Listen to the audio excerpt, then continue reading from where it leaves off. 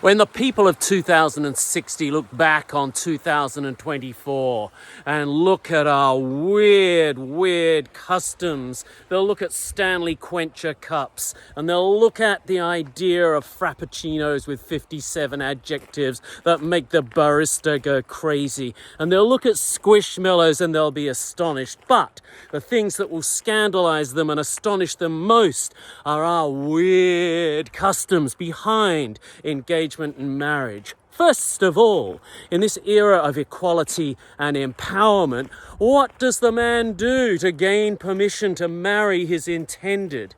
He goes to her father. And what is that if it's not a transfer of ownership? May I have your daughter's hand in marriage, and presumably the rest of her as well. And if it's not just a statement of changing ownership, it is at least an acknowledgement that the woman needs a male protector. Really? 2024? Do you think so? And then there's the worst bit of all. It's the engagement ring.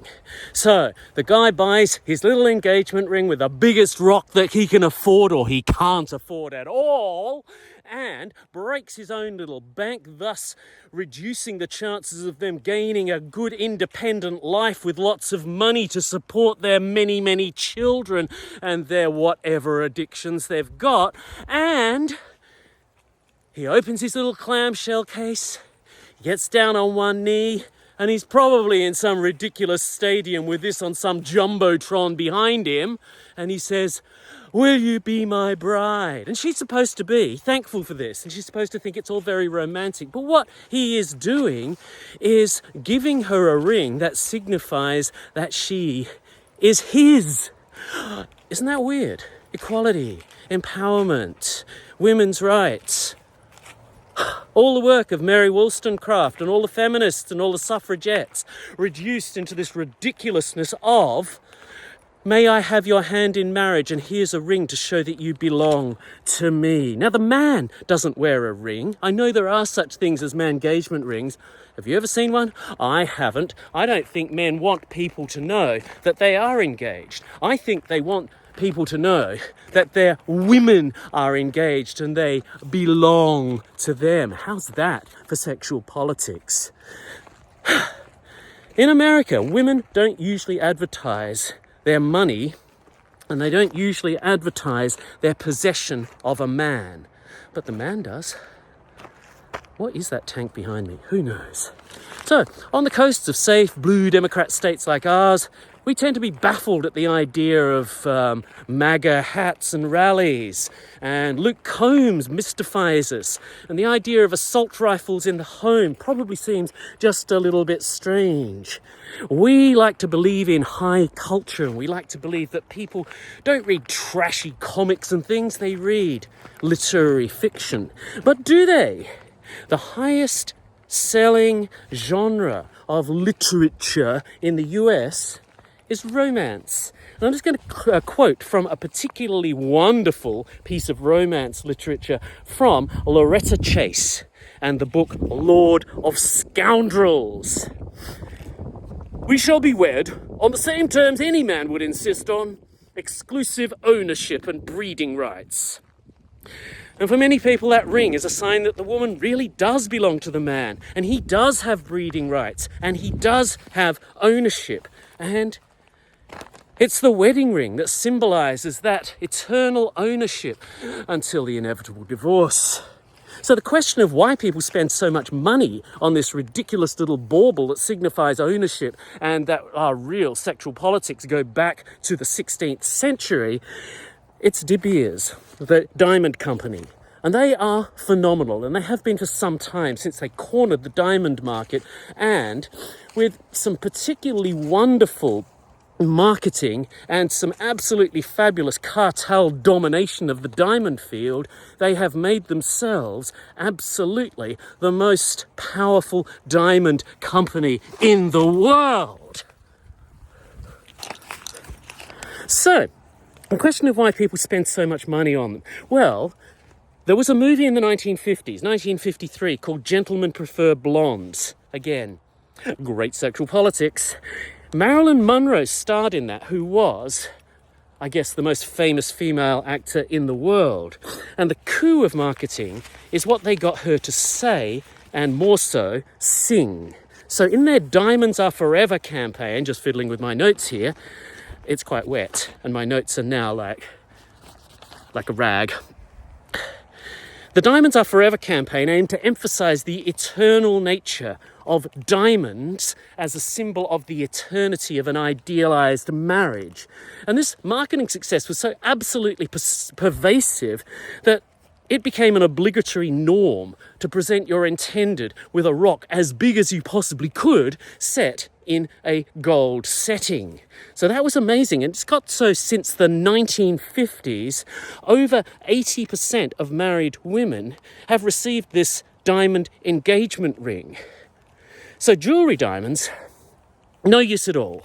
They're just like something that looks nice, no utility. They are on the finger, and what they do, if anything, is reduce the woman's ability to use her hands for anything useful. So there's a thing.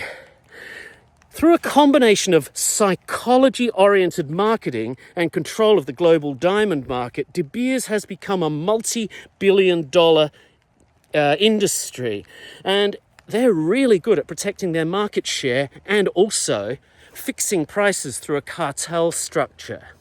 So the late 1930s, the Diamonds Are Forever slogan was introduced, and the idea was that the extent to which your man loved you and was prepared to devote his life to you was proportional to the size and quality of the diamond that he would get for you and slip over your finger. So De Beers worked really hard on Maslow's hierarchy of human needs with things like love, social belonging, self-esteem, self-actualization. And what they did, very, very successfully, was made consumers see diamonds as something worth far, far more than their actual market value, which made them willing to spend enormous amounts. So the idea of the purity of marriage, the white dress, and the beautiful clarity of the diamond, that purity has been challenged lately by quite a lot of scandals involving where those diamonds come from. And you've probably heard of war diamonds or black diamonds or diamond mining operations associated with slavery and so forth. Then we look at, sorry, just getting rid of one page of notes there, the idea of child labour. And a lot of the diamond mining that tends to happen in Africa is terribly, terribly tainted with these ethical considerations and these horrors of what's been going on with the labour and the people involved to try and get people to buy the diamonds. So what we've got is the idea that, yeah, there is a horrible ethical association with a lot of the diamonds that De Beers have been selling. But it's possible to make lab diamonds, and lab diamonds, it's impossible to tell the difference between them and so-called natural diamonds, but people don't want to buy them. And the reason may be something to do with that idea of eternity that people want to associate with the eternity of their marriage, because of course their marriage is going to last forever. You can even make lab diamonds out of the ashes of cremated people. Isn't that just awesome? So what we've got is this idea of, since the 1950s, 80% of married women in America have got this ethically questionable, natural, eternal stone on their fingers. So the De Beers marketing campaign began in the 1930s, but it's resulted in basically the idea of all our ideas of gender equality are turned upside down by the idea of possessing a ring. And the best sort of illustration of how useful and basically horrible the engagement ring concept is that many studies have shown that the value of the engagement ring is inversely proportional to the length of time that the marriage lasts. In other words, that whole idea of the bigger the diamond, the greater the love and investment shown in the engagement and the marriage is actually false. It's actually the opposite of that. So the weird thing is that such an astonishing anachronism has managed to survive so very long, and still, in spite of how we still consider ourselves to be, I don't know, modern people, civilized people, we still have that whole idea of the symbolism of a ring to denote ownership of a person. And that idea that love is equated with the amount of money spent and serves to enrich a corrupt organization that has invested in child slavery for so long. You all have a happy day now.